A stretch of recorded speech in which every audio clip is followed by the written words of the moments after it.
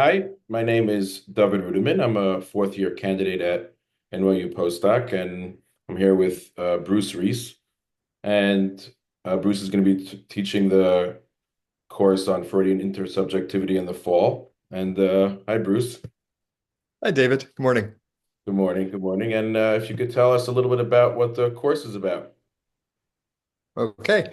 Um, so Freudian intersubjectivity starts with the article by Freud that talks about the idea of unconscious to unconscious transmission.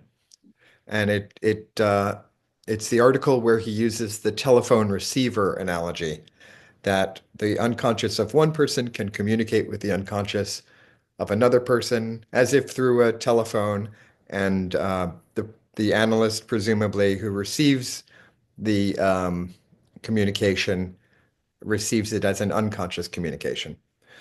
So, with that article, um, Freud opened up the idea of the analyst's receptivity and unconscious receptivity.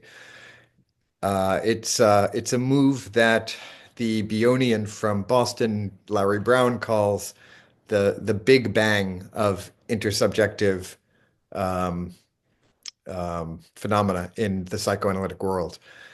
And it's a move that through the decades, different analytic schools have taken up and developed each in their own way. In Britain, in France, in Italy, they've all and in the United States as well, to some degree, they've all taken that initial idea of the analyst's receptivity and built elaborate and really some elegant systems to describe what goes on between patient and analyst outside of awareness.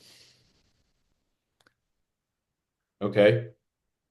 So it sounds like the idea of intersubjectivity is something that started really early within Freud. Right? It's not, you're saying it's not a kind of contemporary term. It's something that's really started really in the beginning of Freud's writings.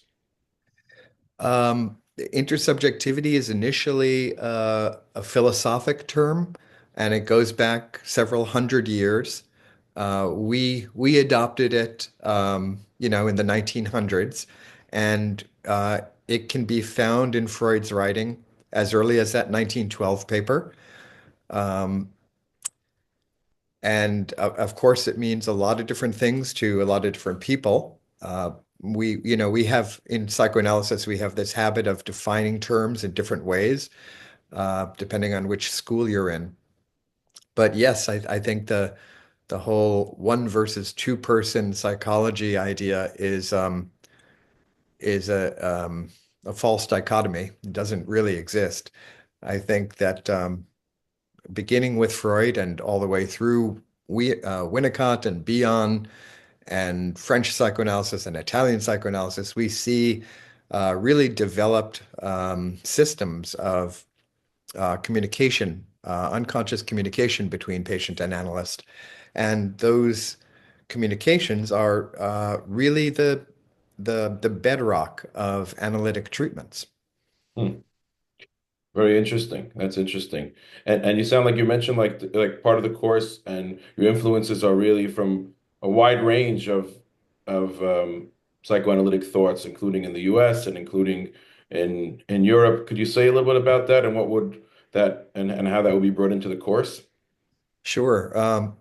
I think one of the things about this class that I really wanted to kind of bring to postdoc is an exposure to a kind of international um, uh, way of working.